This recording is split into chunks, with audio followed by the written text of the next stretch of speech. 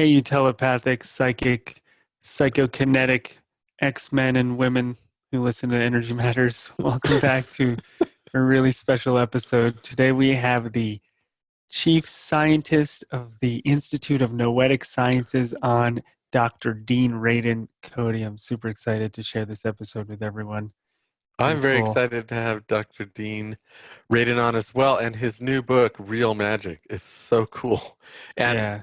specifically, we could just say that psychic phenomenon and being psychic is real.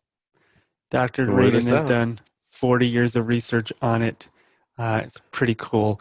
And actually, the Institute of Noetic Sciences began, hopefully I have this story right, when Edgar Mitchell, NASA astronaut, was coming back from space. He's in the space shuttle, and he had this epiphany, this moment of awareness and feeling of oneness with the entire universe.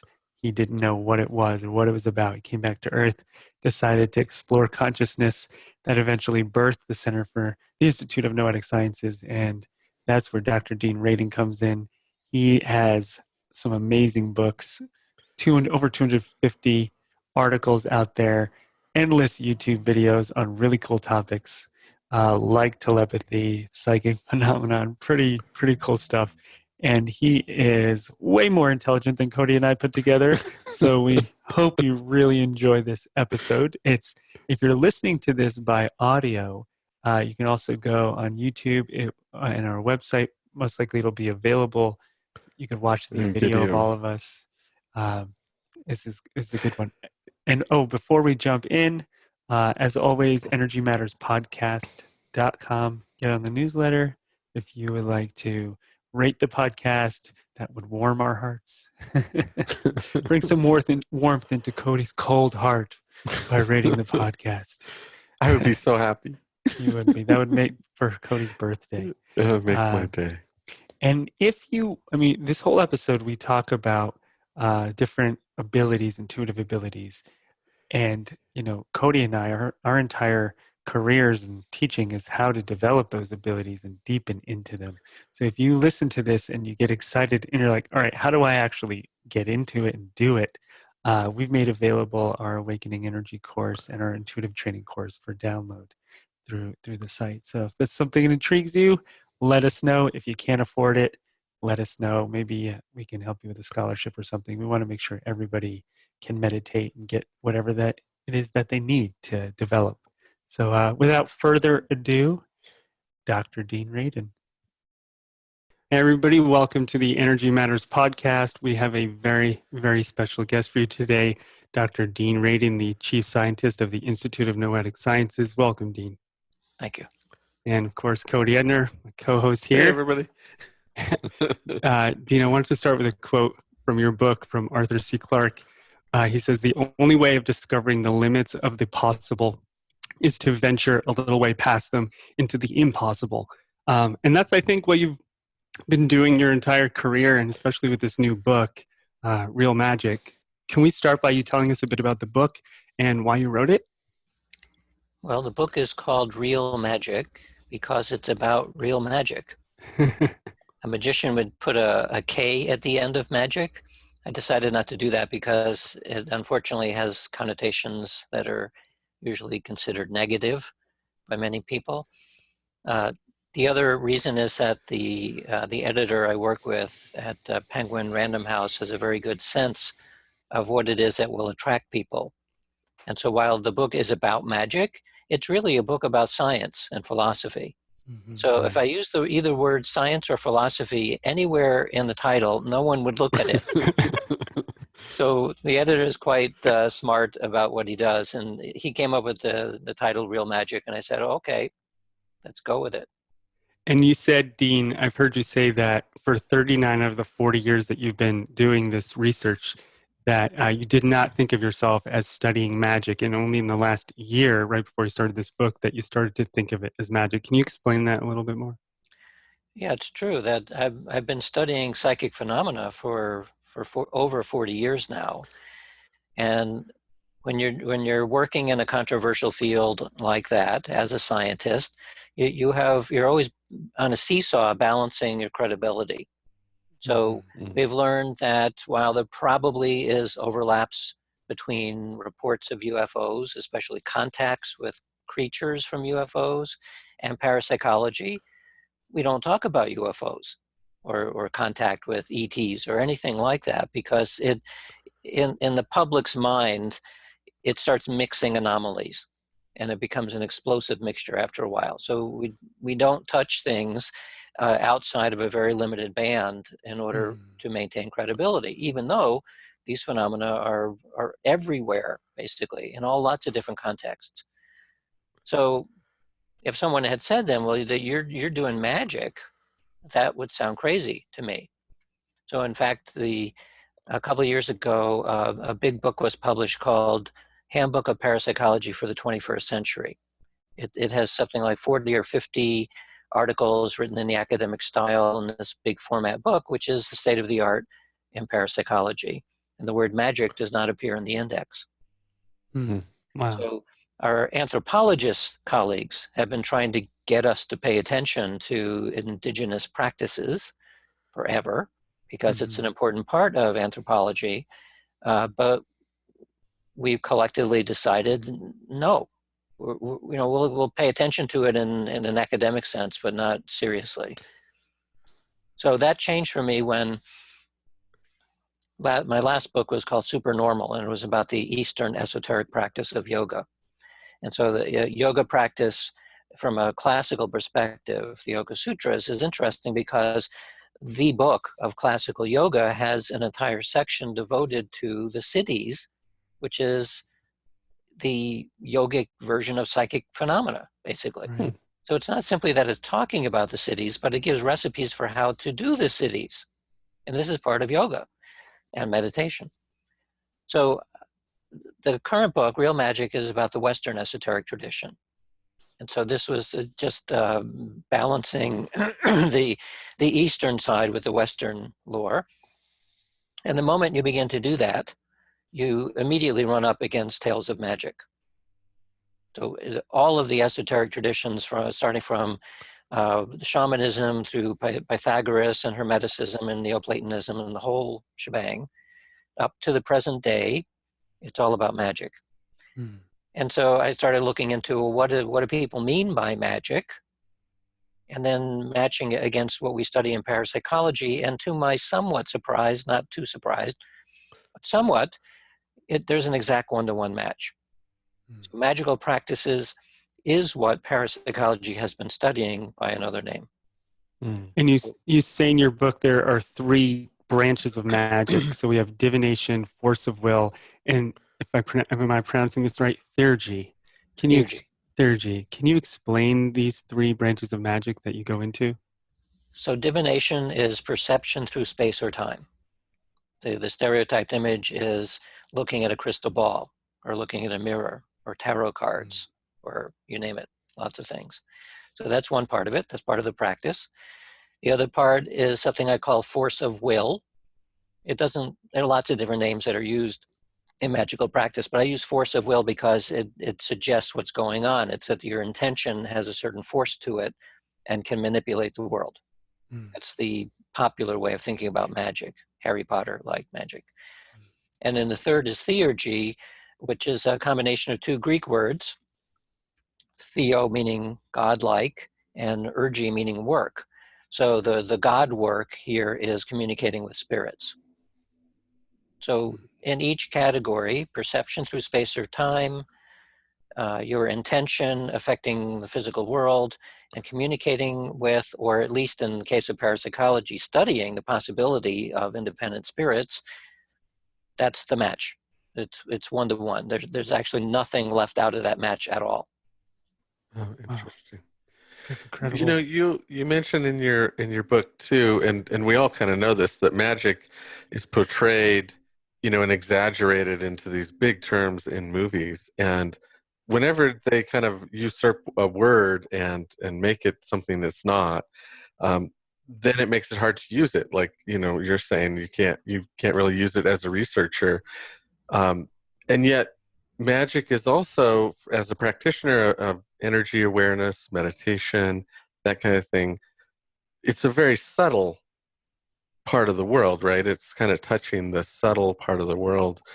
Um, so why should we care about that? What is the argument? I mean, I have my own, but what have you discovered about the importance of that level of awareness, bringing it to people, and how we might use it to better life?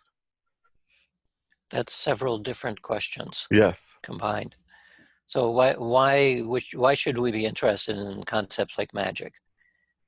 One is that it suggests that we have capacities that are associated with consciousness that are either not being talked about or are being worse, being dismissed as not being feasible or plausible. And all of those capacities, like any capacity that we have, it's like we all decide we're going to suddenly stop hearing. We're all going to just turn our hearing off. It won't matter. So that would be stupid. It restricts our ability to interact with reality.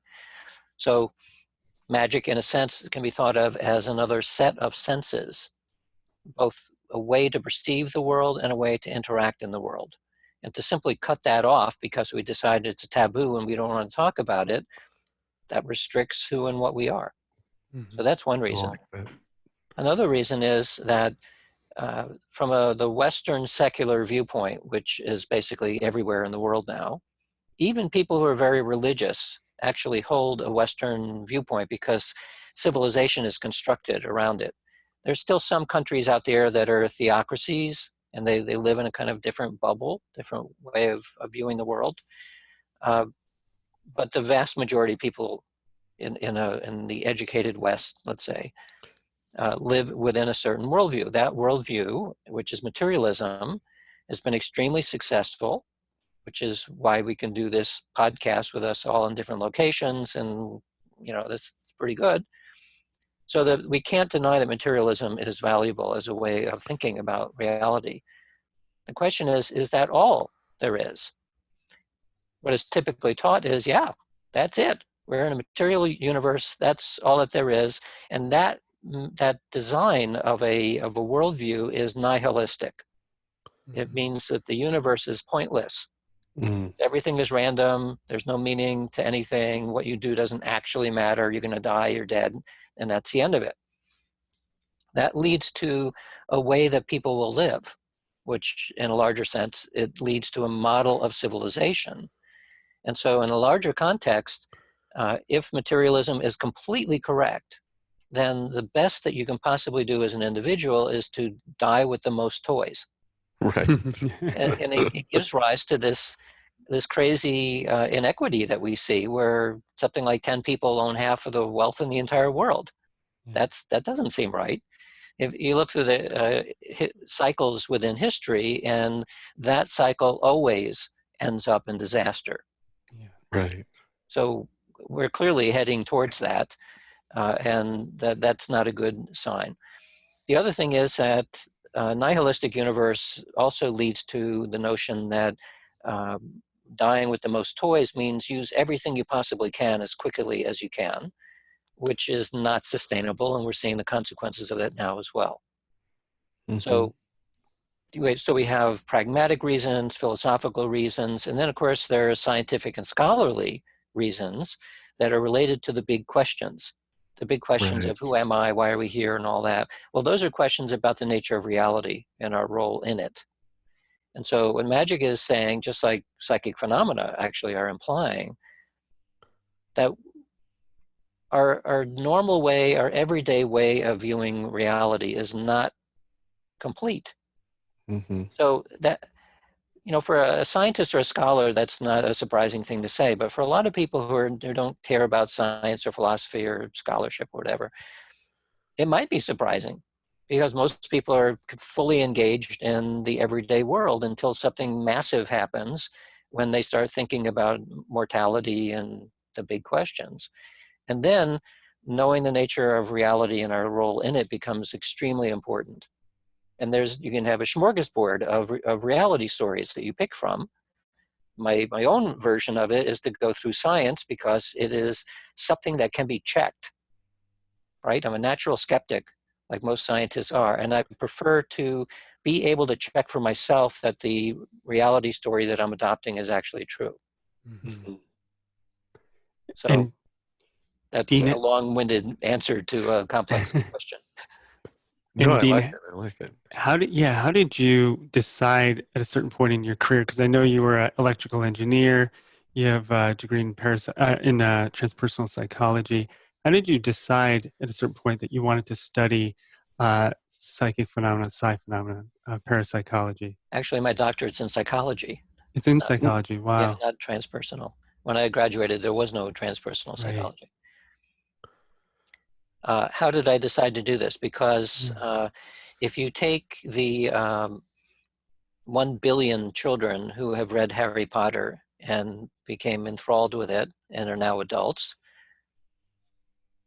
some of them are going to think, I wonder if that stuff is real. Mm. Or you can say, take the billion children who read science fiction a lot when they were children, or fairy tales. Some of them are going to think, that seems more like than fantasy. It seems like they're talking about something real here. For most people who get that sense, and I was one of them, that there's something real underneath this. It's very similar to when Joseph Campbell was talking about mythology, that the reason why mythology works is because it contains a kernel of truth underneath it. It's presented in the form of allegory and stories and so on, but there's something real about it. Well, the same is true for fairy tales. Fairy tales are allegories that are very similar to mythology. They oftentimes capture some element of truth. Same is true with science fiction, same is true with the magical literature. So the only difference that I guess that I did, that many did not, is I wasn't willing to accept a story without testing it. So I was curious about whether these phenomena are real, originally psychic phenomena, but magical as well. And I started testing it. And you wanted to put Harry Potter in the lab and see what he could do. Yeah, Yeah. I wanted to test it. And so besides primarily being involved in music from age 5 to 25, I was on the concert violinist track. I also had spent a lot of time as a kid with little science kits and with making electronic circuits and all that. I always like to make stuff, which is again related to this idea of I don't want to just be given something. I want to know how it works. I want to build it as well. So that's the engineering side. Right. The psychology side was useful in retrospect because it also gives you tools and methods for evaluating whether something is real or not, especially things that are related to the mind. So it kind of all came together, I suppose.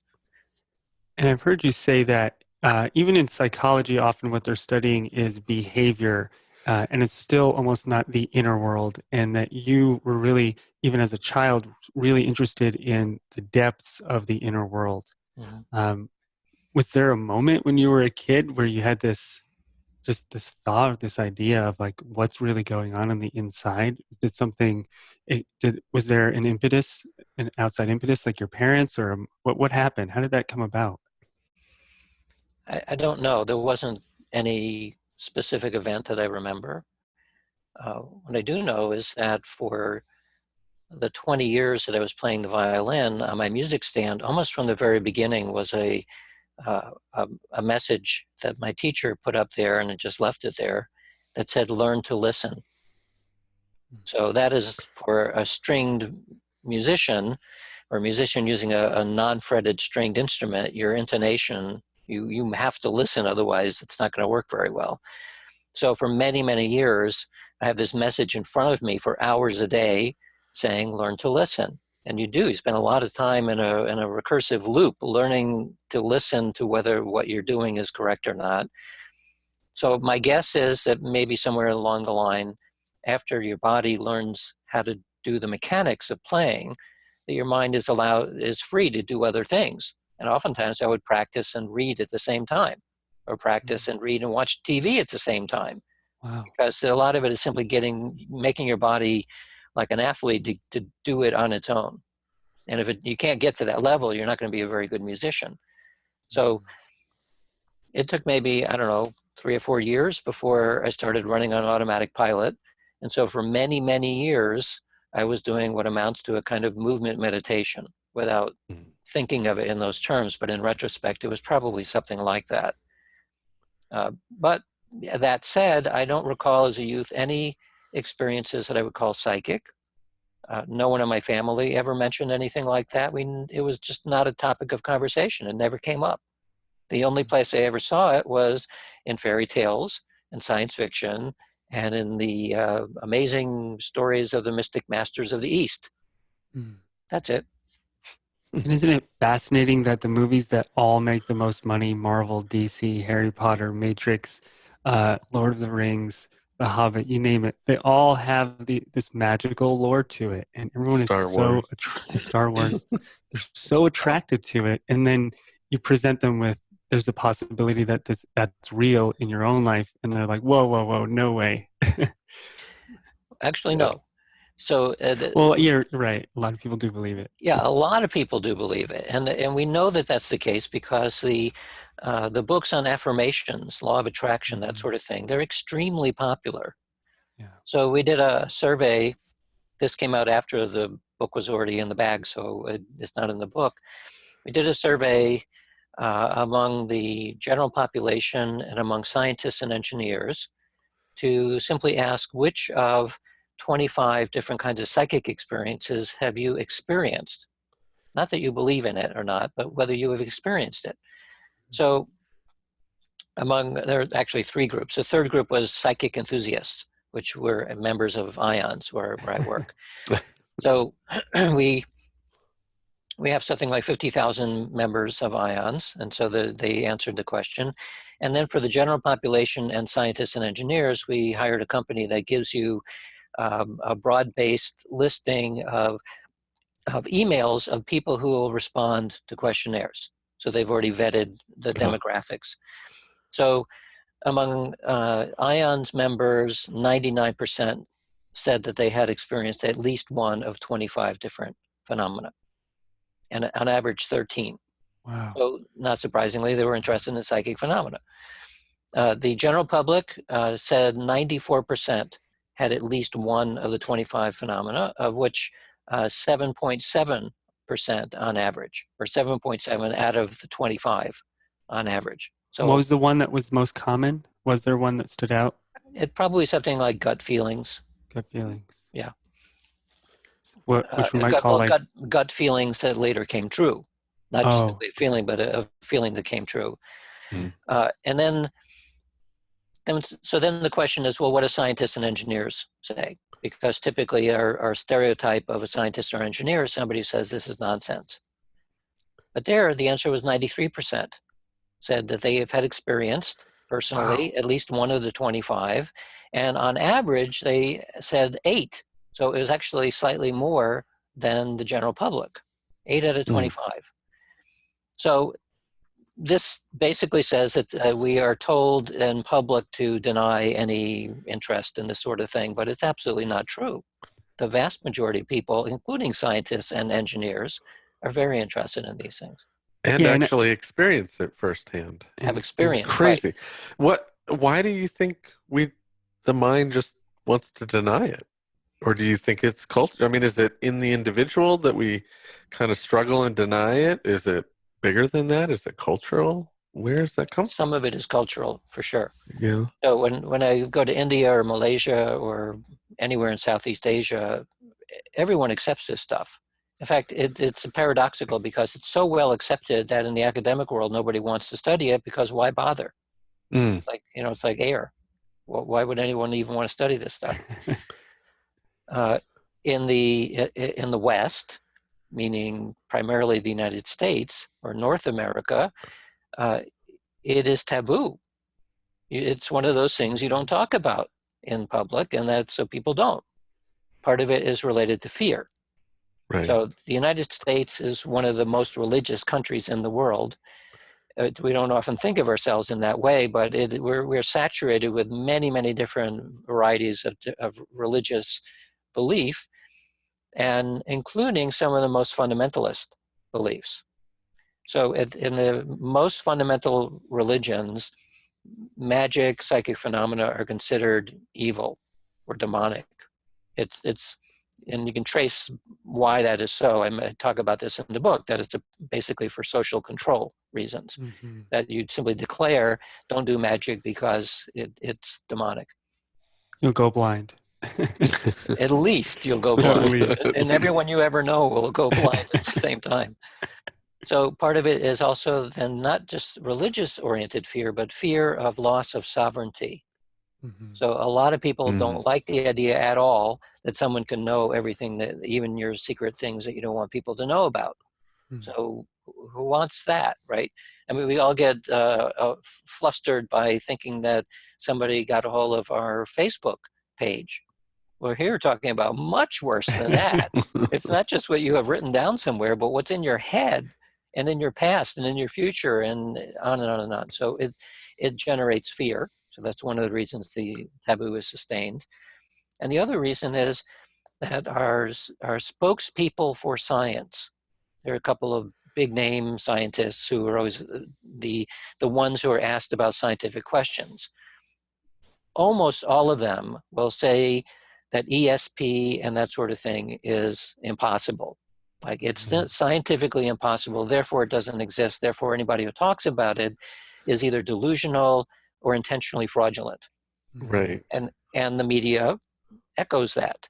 And so that becomes a story, and nobody wants to push against that story.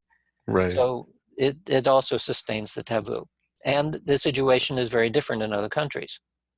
So this is like a US-centric thing. thing. Yeah, interesting.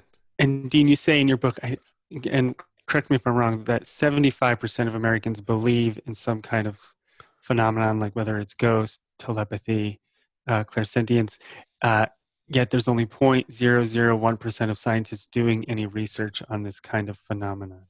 It is much easier to get a PhD with a dissertation on Buffy the Vampire Slayer than it is to get a dissertation on whether telepathy is actually real. That's right. And that is because of how taboo this is. Yeah. Yeah, well, because popular culture is fine, right? You don't have to talk about whether vampires are real or anything like that. As you're talking about the way that culture incorporates these things. Exactly. Yeah. And so, Dean, you've written, I think it's 5 or 6 books now, over 250 peer-reviewed articles. You've got so much research out there, 40 years of research out there. And after all this research and exploring all of this different phenomenon, is there something that stands out to you where if you could just say to people, look at this one thing, if you don't believe anything else, look at this one study or look at this one ability that people seem to have and study this more and it will change your mind. And I know that like telepathy tends to stand out as something that's more easily replicatable than a lot of the others. Is there something that you would point to and go, to at least look at that? I've given up on trying to convince anybody of anything. And realistically, I don't have to, because as we just already said, 90% of people have had these experiences. Right. So the only reason why it would be useful to break the taboo is because I know that there are people who are in prominent positions within the major funding agencies, both private and public funding agencies, who would love to fund this stuff, but can't because of the social contract that we have. So to try to convince any random person is a complete waste of time. So I don't even try to do that. What I do is, if I'm invited to speak to people who are in positions of authority who can make decisions, then I'll be happy to try to persuade them that there's something interesting going on. Oftentimes they are persuaded, but they fully understand the taboo and they're not willing to go against it. So this is in many ways a public relations question. It's how do you get people to accept same-sex marriage? Well, the idea of it's been around for a long, long time, and it took decades of work by lots of people in order to bring it to a point in the social construct where suddenly now it's okay. And another example is the Me Too movement, right? So this kind of thing has been going on forever with women. Now it is suddenly, it reaches a threshold and then the dam breaks. something like that is going to happen with this taboo as well. Because this taboo is very similar to many others that are sustained for reasons of status quo and that sort of thing. But if it's a real phenomenon, if it's something real going on and it's meaningful for people, the taboo eventually breaks. Interesting. So Have you I mean, I play my role in it by writing books and doing podcasts and whatever. Eventually, it makes a difference. And so, one example is that about a week ago, the end of May, 2018, a major article came out in a journal called American Psychologist. So, American Psychologist is the flagship journal of the American Psychological Association. So, this is the academic mainstream organization for psychologists, academic psychologists. And if something is published in American Psychologist, it means it has floated to the top of everything that psychologists should know. And the mainstream watches that. So there's a major article by a colleague of mine from the University of Lund in Sweden talking about the evidence for psychic phenomena. So he talks about 10 meta-analyses, which together is roughly 1,000 different published experiments, and concludes that based on the empirical data that these phenomena are as real as any other phenomena that is studied in psychology. So that's big. Wow. Because the breaking the taboo means that the editors of these big journals have to become comfortable enough with what is being said so that they could support it themselves. Right. So we've reached some threshold there. That's incredible. Wow, I'm gonna have to look up that article. Maybe we could put it in the show notes. Dino, I would love to talk about something that really caught me in your book that I loved. You talked a bit about extraterrestrials, and if they were looking, I'm paraphrasing, but if they were looking down at us, at Earth, they would essentially find a species that mostly is sleeping, pooping, and crying. I highlighted that in my Kindle, and I'm like, I'm bringing this up to Dean. And at the same time, you say that like one of your something that you really would love to explore would be other galaxies, other universes, other places. Mm-hmm. And if we were to wait for warp drive to work out, it would take forever, essentially. I guess my question is, I guess the question really is, if you do have these abilities that Cody, we teach this stuff, we do experience these abilities. Do you find yourself in a place where you believe that we can communicate to other beings out there and to traverse the universe with our minds and explore in a way that doesn't involve taking our bodies with us? Sure. Right. The best we can do on Earth with clairvoyance tests is one side of the Earth to the other. We know that works. Mm-hmm. Mm-hmm. So it's a little bit like testing the notion of non-locality in an entanglement sense. We're limited by the distance on Earth. But we have every reason to believe that entanglement is not limited by space at all. Right. And I think likewise, there's no reason to believe that psychic perception is limited by space or time. In fact, I think it is actually outside of space and time. And that's the reason why it works in the first place. Right. And to go a little deeper into that, is there, if you could travel anywhere and experience any kind of civilization, is there a certain type that you would want to experience? Is there like a place you'd want to go with a certain kind of civilization that you could explore and be a part of that's different than this one? Like, what is it? Because I have the same thing, Dean. I've had it since I was a kid. I was like, I want to go to every corner of the universe. I want to see everything. And it drives me crazy that I'm stuck here with these sleeping, pooping, crying people. Damn you all. Yeah. And I have to do those things as well. And that's annoying. And so, is there something in particular that you would want to see out there? Well, I think the first thing I would do would be to reproduce the Powers of 10 movie. But I don't know that one. Oh, yeah, this is a very famous thing where you start with a picture of somebody just like in a park laying down on a towel, and the first thing that the movie would do is go 10 times closer to the person. and end up like in a cell, and then 10 times in and 10 times in, and keep doing that over and over again until we get down to the smallest that we can imagine. And of course, in the process, visually, it's very nice because you get to see in greater detail what we end up with at the bottom is like quarks or something like that. And then it reverses and it goes back in the other way. So in the other way, you end up eventually at the universe, like the whole they universe. look the same. So yeah, look up Powers of 10 movie, and it's very nice to see visually. So I would want to do that and experience that, not just watch it, but like be there, because there's no reason I shouldn't be able to do that with clairvoyance either. Mm-hmm. In fact, I have colleagues who have been doing things like using remote viewing to look at viruses, like viruses that we're not quite sure what they are yet, and trying to clairvoyantly see the virus and describe it, and then later we can check to see whether or not it's correct. You actually have colleagues working on that. Yeah.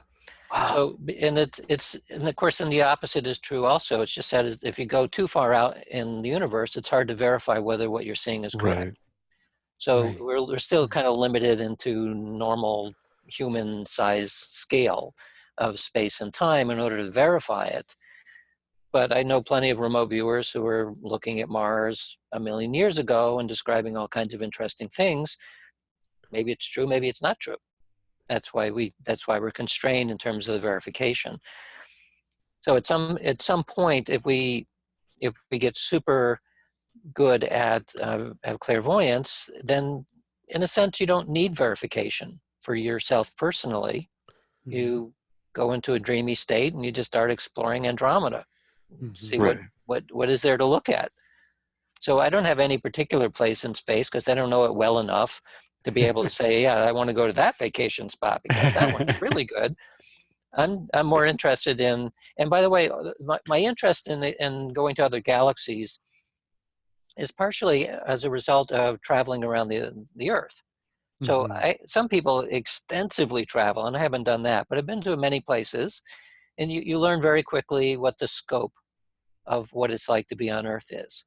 And that combined with travel logs and nice documentaries and stuff, I kind of get it. So I get the Earth.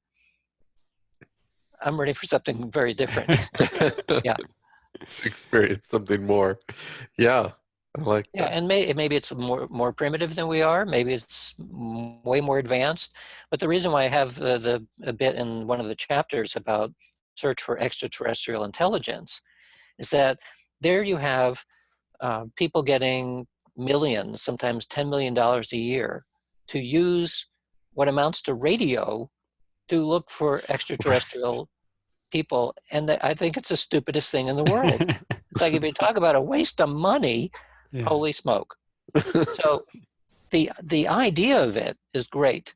We want to know if we're alone in the universe or not. So the idea is great. But what I would do if I had that money is say, okay, we're going to get really good clairvoyants and test them a lot and make sure that they're really good, figure out a way when they're hot, and then send their minds off into space to contact the others out there who could be millions of years ahead of us and are very likely to not care a whit about radio, but care a lot about consciousness.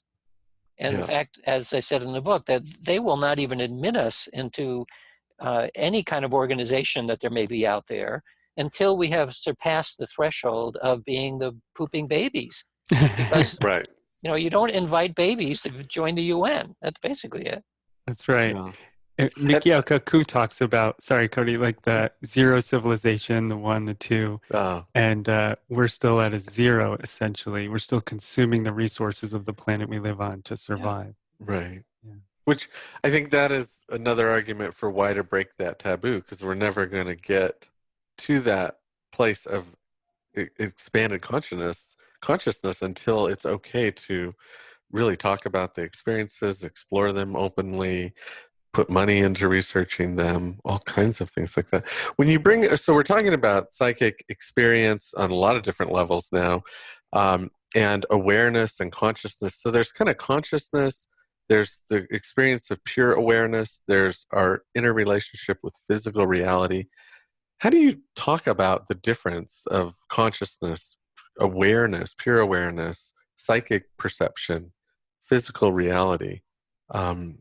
and the relationship between all of those. Do you have a kind of a way to talk to that for people? It depends on who I'm talking to. So if it's a general population that doesn't think very much about consciousness, it's not something to think about, I'll say, well, what I'm talking about is awareness. Mm-hmm. It's your internal experience, the thing that you say me, the thing that's experiencing something. If you're talking to people who are meditators or spend a lot of time thinking about this, and you have to be more careful in how you talk about it, because awareness is part of it, just pure Right. awareness, but there are many, many layers to consciousness. Like everyday conscious awareness, many, many altered states, deep levels of consciousness. In the book, I talk about consciousness with a little c and a big C to make the distinction there. So it depends on who I'm talking to and how much they've thought about this issue.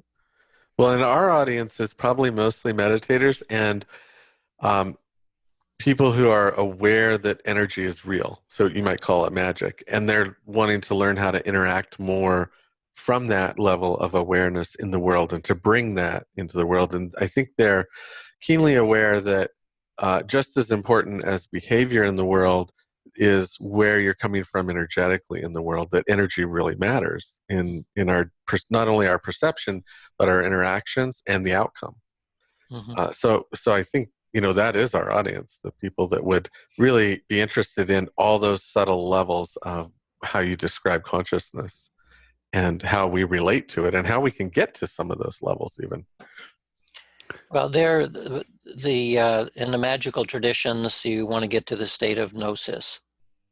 And the exact same state, I think, is what the yogis would say is Samadhi. And in English, we would say it's a mystical or a union experience. So that's where the siddhis occur in the yogic sense, and that's where magic happens. And that's probably where psychic phenomena originate as well. Mm-hmm. And so from that level of depth, and as meditators, you would know after a while, you begin to strip away the monkey mind, and you are able to maintain awareness down to levels that we would normally be asleep, and then Right. before sleep, and deeper and deeper. And the further, quote, down you go, the more you're in contact with what I think is the fabric of reality. Mm-hmm. So I guess I often talk about, or I talk about in the book, certainly, about idealism as the philosophical basis for what I think is going on, more than materialism. But it's actually not quite material. It's not quite idealism. It'd be more like neutral monism. So the distinction is that an idealist, a pure absolute idealist, would say that the only thing that exists is mind or consciousness. And I'll make the distinction there. Mind is like the cognitive apparatus that we enjoy in our head. Consciousness is deeper than that. Like you wouldn't have mind without conscious awareness, but you could have a computer simulating mind like stuff. That's what AI is doing. Right. But if a pure idealist has the problem in that if everything exists only in consciousness, then it leads to solipsism, in the sense that the only consciousness you can really know about is yours from a conventional perspective. In which case, if you want the universe to go away, just close your eyes. It's all gone. Well, that doesn't work very well, because we know that's not how things seem to work. So you can put yourself under a blanket and make everything go away, but it doesn't really make everything go away. So neutral monism is saying that it works for a 2-year-old, It does, yes. And we are 2-year-olds, so yes. that's why it works. Yeah. Neutral monism is saying that there is a reality to the material world. That we can't deny that. It works too well. It has certain laws. It has regularities and so on.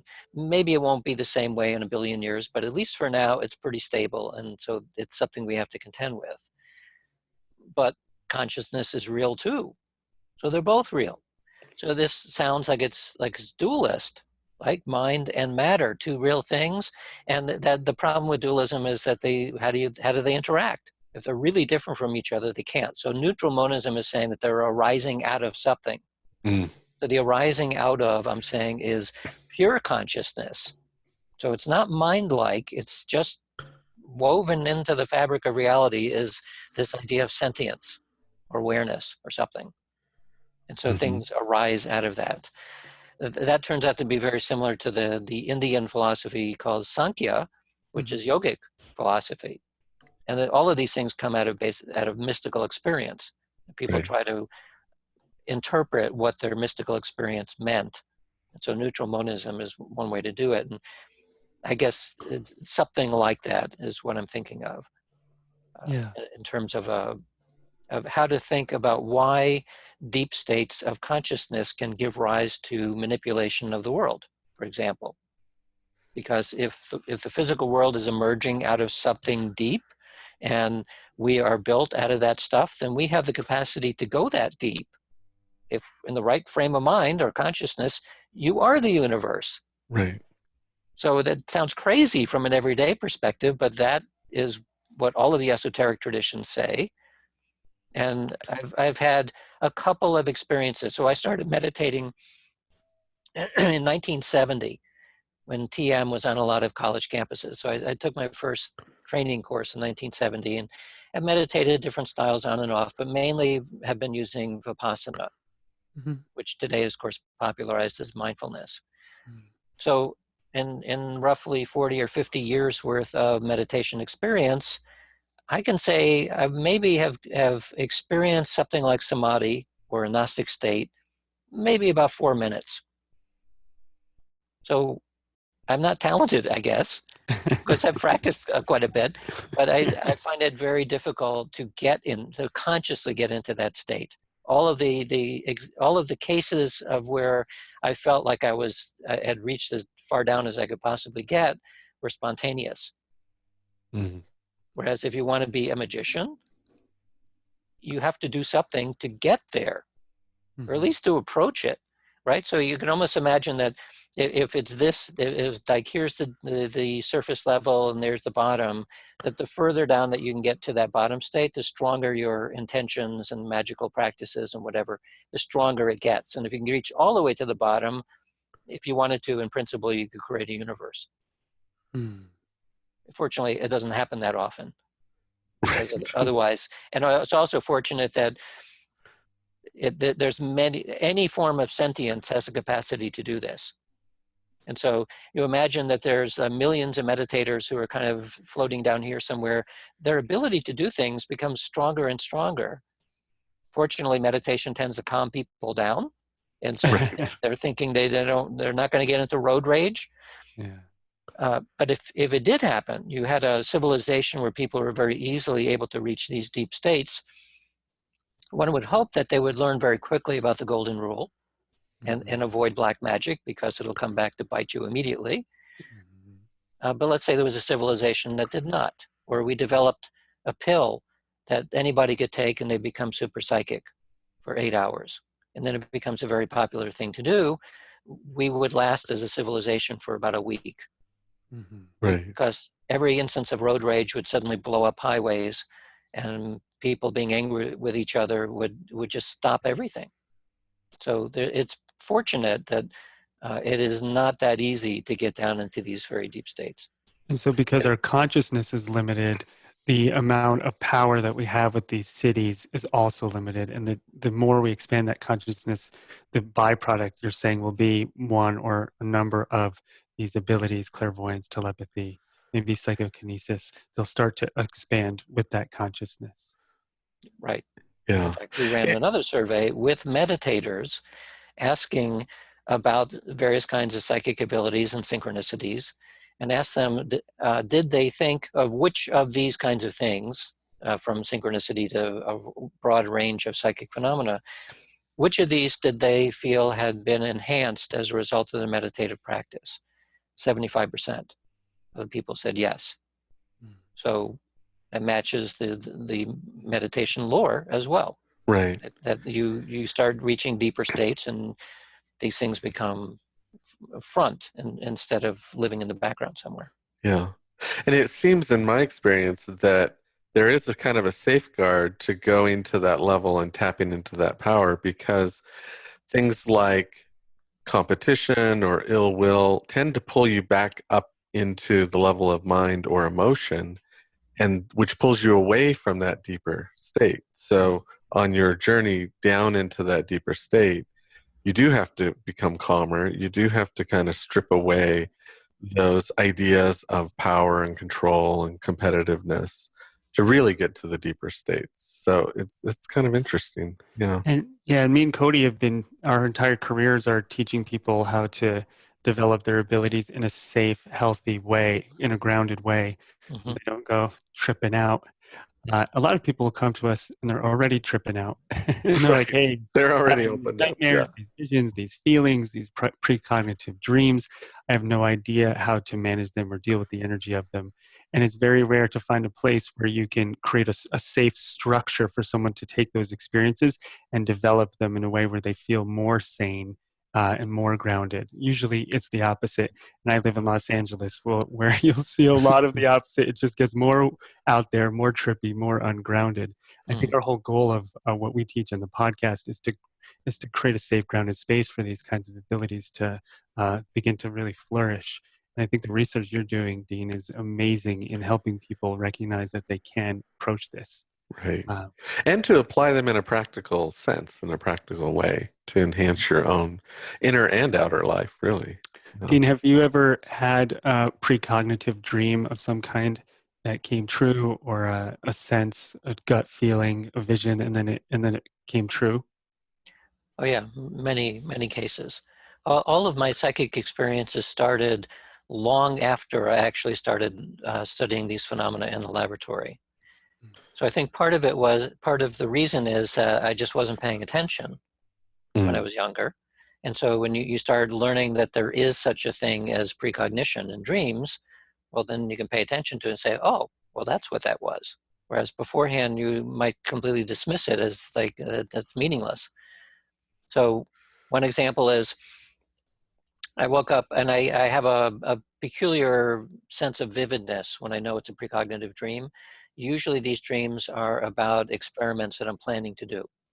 So if I get that particular kind of dream where I have a knowing, a certainty in the dream that this is going to happen, uh, still have to do the experiment because I have to close the causal loop, but I know it's going to work. And it always does. It works exactly the way that the dream said it was going to work. But one time I woke up from that kind of a dream, and the dream was all about a car accident where the airbags inflated and there was the dust in the air and had a very palpable feeling of being in an accident. And so it was freaked out a little bit and in the morning and decided to drive to work a different way, because the usual way I would drive is getting on the highway and you have a very short amount of time to get up to speed with the rest of the cars, and it's dangerous. So instead, I went to a different entrance that had a stoplight, and then you had a long road to get up onto the highway. So I go to that place, I'm sitting at the red light, and suddenly, bang, car is rear-ended. Only accident I've ever had, but it wasn't my fault. I was just sitting there. Somebody rear-ends me. So I brought the car to the body shop to get it fixed. I was telling the guy about this because I figured he hears a lot of accident stories. And I said, well, I had a dream of this, but it wasn't anywhere near as bad as the dream. And he said, well, maybe you saved yourself from a much worse condition, but something had to happen. Otherwise, you wouldn't have the dream in the first place, which makes a lot of sense. So it's as though you can navigate the future if you're paying close attention to your future, that you could have gone in this direction, which would have been a very serious accident, or slightly deflect it in such a way so that it was basically just a fender bender, which it was. Yeah. And because the alternative is, if you completely avoided it, well, then where did that dream come from, right? It was like a future that never happened. And so I suppose it's possible if the future is completely probabilistic. It seems more likely to me, though, that when you have a precognition, that it's you encountering your future in some way. The Right. nature of that future is not yet fixed, but something about it has to still be there. Otherwise, you wouldn't have had the emotional response to make it one of those particularly vivid dreams. Wow. Yeah, I had a dream of a plane going down and then it didn't crash, and I woke up and I was really disturbed by it. So, and I texted Cody. This is before we were really friends. I knew him, but I just decided to text him about it, and he goes, "Man, I just got off a plane. It was going down. What happened? The thing. We get depressurized and Just depressurized. The things came down. You had to put them on your face, which like very rarely happens." And I was like, I have to text Cody about this one. So Yeah. I know what that one's like. Well, that's a good point. That sometimes you can get a vivid dream about somebody else's experience. right. Yeah. Yeah. Yeah, absolutely. So if you're listening to this and that happens to you, you are definitely not alone.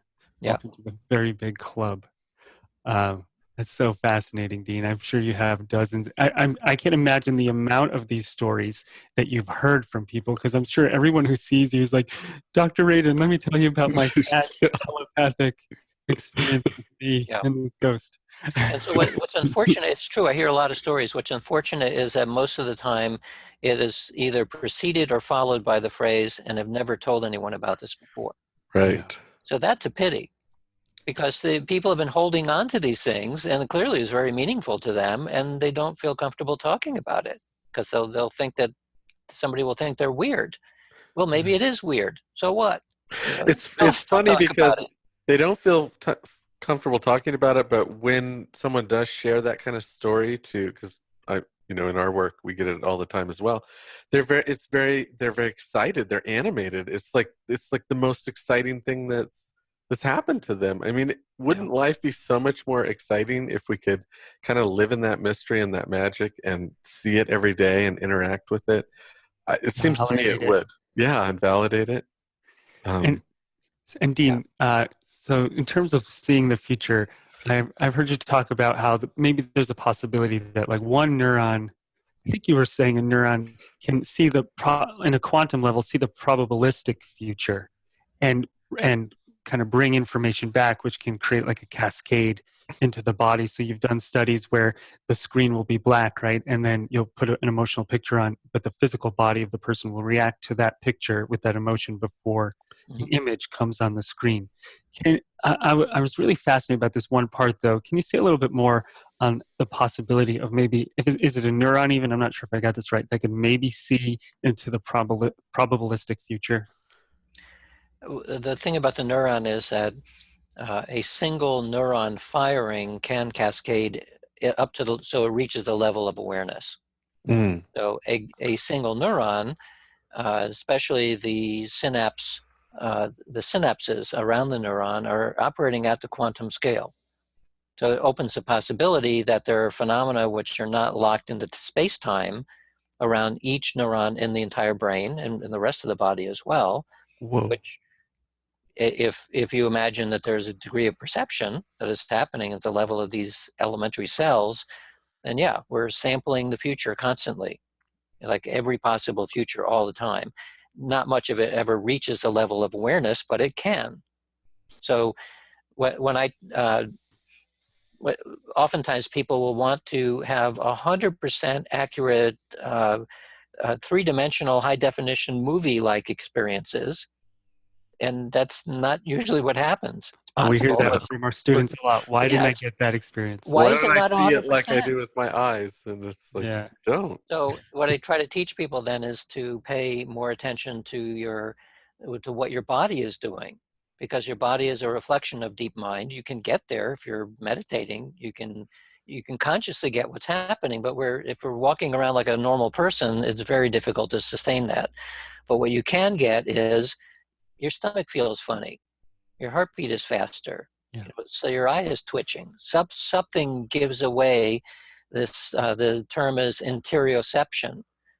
So an interesting study was done that was published about a year ago now, that looked at day traders, and to look at the profit of day traders in correlation to their degree of interoception. And they used a very simple measure, which was, can you feel your heartbeat? And so the way the test works is every time you feel your heartbeat, you press a button. And so of course, they're monitoring your heartbeat at the same time. And if it turns out you're accurate, you really can feel your heartbeat, you have better interoception. Those day traders did significantly better than people who could not detect their heartbeat. Hmm. So this then becomes a very simple way of saying you want to really increase your ability to feel what's happening around you. Learn to pay attention to what your body's trying to tell you. I love that. And so, and Dean, so learn to pay attention to what your body's trying to tell you is a great way to start to develop some of your abilities and sensitivity. Would you have any other advice for anyone listening who's like, I'm starting to meditate, I want to open up to my abilities. How do I take my next step? Is there a practice or a meditation that works for you? What works for me is Vipassana. Vipassana. Because it feels less demanding than something like the TM method or a mantra approach. I spend most of my time in my day job doing analytical work and writing and things like that. So I'm always doing high concentration. And I don't want to do a meditation that does high concentration because it's it's a bus man's holiday, basically. I don't want to do that. So I'm trying to do the complete opposite, and Vipassana in many ways is the complete opposite of concentration meditation. It's open field with no thoughts at all. So for me, that's very relaxing, and it just feels better. The other thing that I'm finding useful actually is high intensity interval training. Because Really? I'm too impatient to go to a gym for an hour and a half. I can do the equivalent of all of that in 20 minutes. It's completely exhausting, but it's designed to be that. What exactly do you do?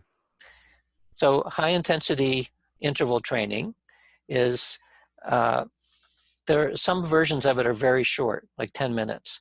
And it's, you do something that is either strength training or running in place like crazy, or doing as many sit-ups as you possibly can for short periods, like 20 or 30 seconds, and then you relax for 10 seconds.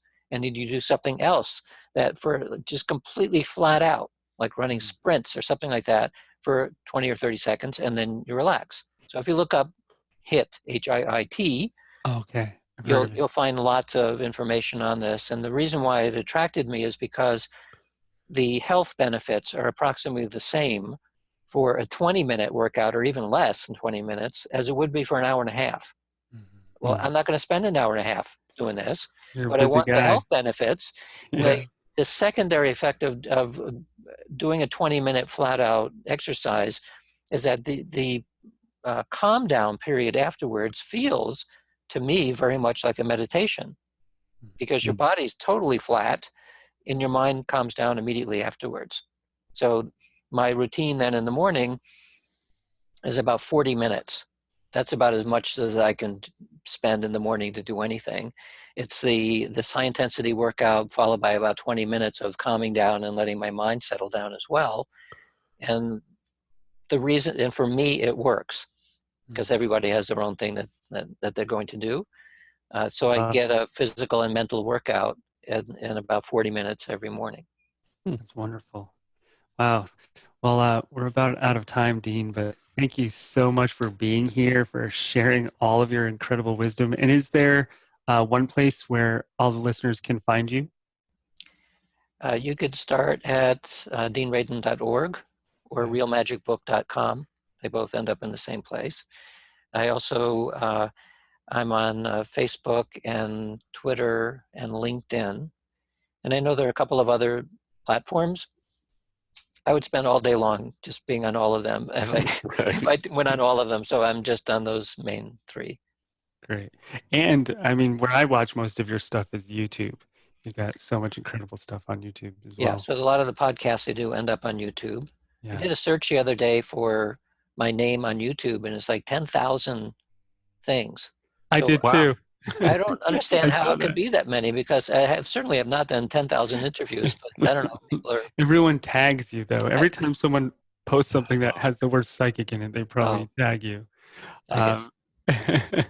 And one big ask for you Energy Matters listeners, if you read Real Magic, do the really hard next step of reviewing it on Amazon. Yeah, even a sentence, like one sentence. Like 5 words would be useful. Yes. That intention will ripple out into the etheric mind of the planet and do us all good. And also, for people who read the book, there is a hidden sigil in the book. There is? Yes, I missed it. there is a chapter when talking about how to do practical magic and talk about sigils, but there's a sigil hidden somewhere else in the book.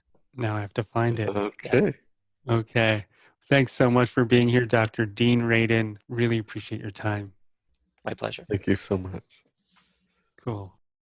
Hey, everybody, that was Dr. Dean Radin. And you know, the thing that I so enjoyed about that conversation is, of course, David and I are both practitioners. So we go inward through meditation. We move into these different states of consciousness. We don't necessarily study these states of consciousness, and to hear a scientific perspective on these experiences and to hear about some of these different experiments that are going on is really intriguing to me and kind of fun to talk about and listen to. It's also very validating to the things that we are already kind of practicing, having experience with and awareness of, and have been sharing as teachers for years. So this conversation could have gone on way longer. We did not go as deep as David was hoping we were going to go into extraterrestrials. He loves that stuff. Because I am one. We didn't get a chance to talk that much about the Institute for Noetic Sciences, which is something I'm going to explore a little bit more online.